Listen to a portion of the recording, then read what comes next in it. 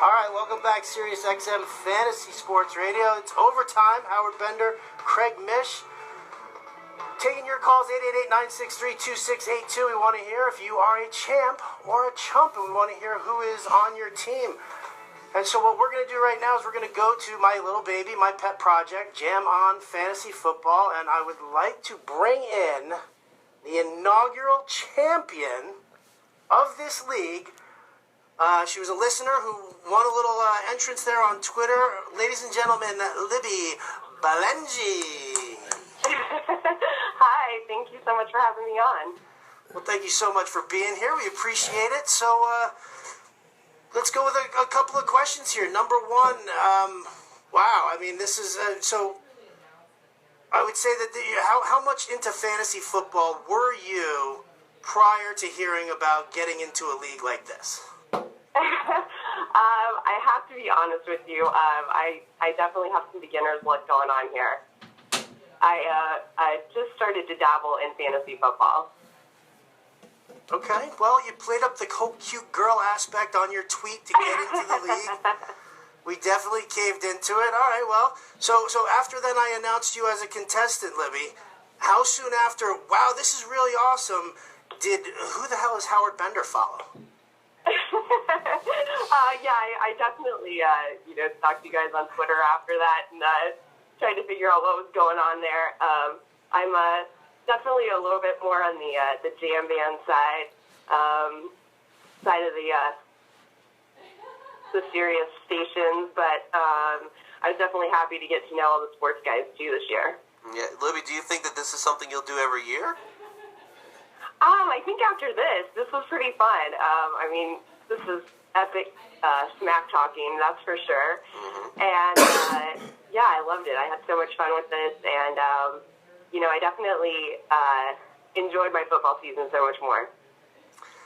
So we were supposed to have Mark Brownstein, your opponent here, but he apparently has probably smashed his phone, thrown it in the toilet. I don't know. I feel like he could be sulking somewhere. Really upset. But why don't you give us a rundown? Your favorite guys from your team that brought you from start to finish, because you had a 4-game losing streak going at one point, and I feel like you might have been getting ready to check out. So who turned it around for you? I started strong with Jamal Charles and Arian Foster, and, unfortunately there were some injuries there. And picking up D'Angelo Williams was pretty key. Jonathan Schwartz tried to con me into a trade on that one, and I had to say no. But that one really helped me a lot. Delaney Walker was kind of a surprise. He was a consistent points person for me, which was a little surprising. Danny Woodhead scared me a couple weeks. He would have a couple low scores, but man, last week he got 32 points. It was amazing. Drew Brees had that one week where it was I don't know, he was touched by the hand of God or something, but I had over 200 points. So I definitely had to pick him over Stafford today because I kind of feel like he was the guy that got me here. So that definitely helped me a lot. And I think being in the East Division sort of was a little boost for me getting through the playoffs. The West Division with the Weaver Pogs and stuff was a little scary. So I don't know if I would have made it in the playoffs if I had been in the West.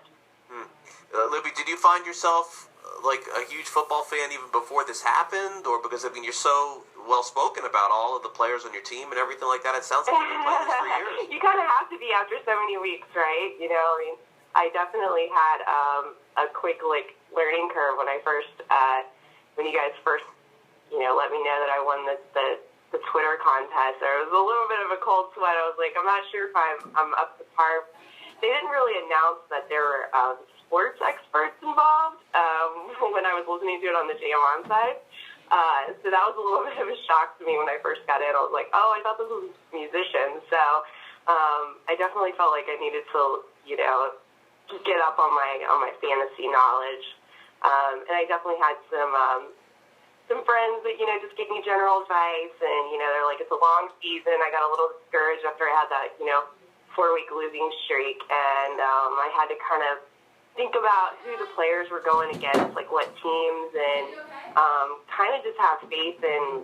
I really didn't do a lot of picking up. I mean, I think a lot of my team was who I drafted, and so I was just got lucky, got hot at the end. So who in the league? And let's throw some dirt. Let's do it. We had a ton of smack talking going on in this league. The email chains were ridiculous. You seemed a bit reserved at times during these email chains, which, I could understand with some of the stuff that was going back and forth. I could understand that. Not wanting to, insult Brad Sands. I didn't want to be an annoying listener. That was definitely a factor in my mind. I was like, I'm just grateful to be, an observer at this point. So that was definitely part of it. Who was the person you were so happy that you beat? Who did you want to beat more than anything? Ryan Stasek. Ryan Stasek, bassist, Humphreys McGee. He probably talked definitely the most back to me. When we first had our first week against each other, he changed his profile picture to a meme about female Bengals fans. He's a Steelers fan, and I'm not a crazy Bengals fan, but I live in Dayton, so it's the closest in proximity. So that's kind of our hometown team, and so I think he was the one that directed the most back to me. Yeah, Libby, I was in Cincinnati there, the All-Star game in July, and so there's a lot of passion for sure for a lot of Bengals fans. So, in closing, I guess before we let you go, Libby, anything you'd like to say for people out there who played fantasy football for the first time this year, or better yet, even women who play fantasy football? Because certainly you've proven that first-timers can definitely do it. Well, I definitely think that you're kind of, my boyfriend watches football all the time, and sometimes I'm not as passionate about it as him, so this definitely helped me get a lot more engaged in the season, and I don't know, it was actually really fun to, learn more about the players, and not just the players on the teams. So, some of it you just really have to go with, your gut, and, just really, know the players on your team, and I kind of stuck with that, and just tried to make smart decisions. So I encourage anybody who's new to just give it a try, and I think it's pretty cool that me and Brownie are going to be on Jam Cruise together. I'm looking forward to kind of celebrating with him, and I just really appreciate you guys involving me and picking a couple listeners to join you guys. That was very cool of you. One hell of a swanky trophy coming your way. We're hoping to have this trophy airlifted to the Jam Cruise and have Brownie present it to you on stage. That would be very, very cool. I'd be in heaven. Libby, thanks for coming on. Appreciate it. Congrats again. Thank you, Howard. I appreciate it too. Thanks. All right. Well, Howard, another champion crowned here on the show tonight. Gotta love it. You gotta love it. I give her the utmost of credit. It would have been so easy to check out after a 4-game losing streak and find yourself, towards the bottom, especially if you're not, a huge fantasy football person. I mean, I love the fact that her motivation was the competition that she was up against here. And I like the fact that it's done better things for her. Look at that. Fantasy football making her a more well-rounded woman. I will say that. That's the one league that you really wanted to do well and you bombed, right? Is that true? I just did a Danny Thomas spit take, if anybody kind of heard that. Yes, that was the league that I gotta do well. I gotta do well. You were 0-3, right? 0-3. I was terrible. I think I finished this league 3-9-1. Oh, my gosh. Oh, yeah. It was just absolutely atrocious. Well, again, my first 3 picks were Lacey, Forsett, and Jordan Matthews. I had Jordan Matthews too. Minnesota's up on the Giants. It was 32-3. Peterson's down.